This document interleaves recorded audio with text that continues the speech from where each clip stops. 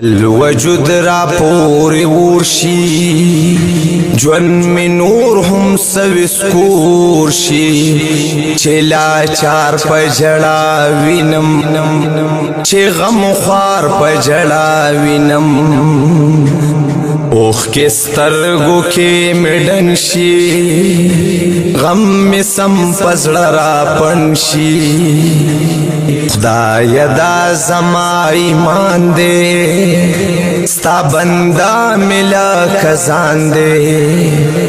د دوی غم باندې درد غم پور سوزم لمبکیګم. بسم الله الرحمن الرحیم. السلام علیکم ورحمۃ اللہ وبرکاتہ. مرګور اختیار خان تاسو په خدمت کې حاضر یم او څنګه چې تاسو ته معلومه و چې موږ پرون یو حادثه په دې کلی کې شو. باسط به دلته په نظم غړی کې نظم غړی اوسیدونکو چې کم خپل خپلوان دي ټول بایګان دي الحمدلله ټول سره ناس چې کم د ماشين مالکان دي غیر سره ناس دي او دغه باندې خوشاله چې خپل مزدور کار او د لاس په غلا کې کټ کیدي شي دا په ډاکا کې کټ کیدي شي خدا د الله پاک لاک لاک پدل چې خپل په نرتوب باندې خپل مزدوري کوله سوال نه کو ډاکې نه کوله غلې نه کوله او الحمدلله په خپل مزدوري کې چې کم دین او حادثه راغله دغه لاس ته نقصان ورسېدو. دا الحمدلله زمونږ دغه مسلمانان چې کم زمونږ سره امدادونه کوي وختن په وختن چې څومره د خلکو مونږ سره ټیم په ټیم باندې امدادونه کوي په مختلف قسم حالاتو کې دغه هغه یو سیستم دا چې پرون الحمدلله د خلکو کې جذبه وا او په هغه کې مال چا 10,000 روپے چا پکې 5,000 چا پکې 2,000 چا پکې 200 نه کم نه راغلي 10,000 نه زیات دي راغلي الحمدلله مختلف قسم مرګرو پیسې راولې د مختلف قسم زوینو ده دغه 44,000 روپے دي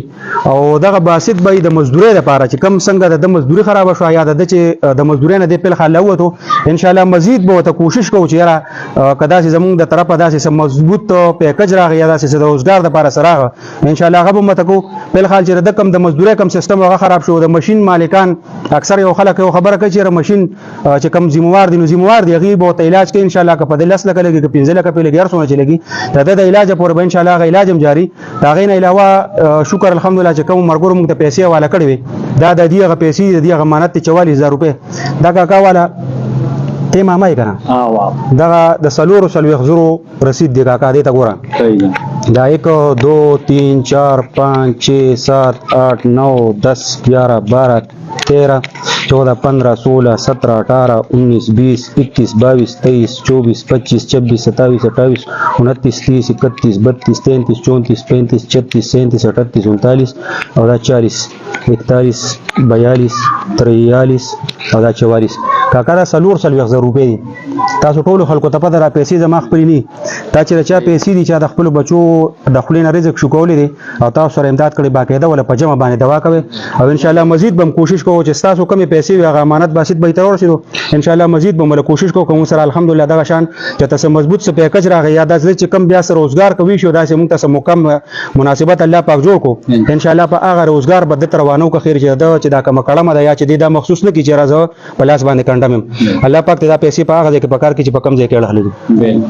الله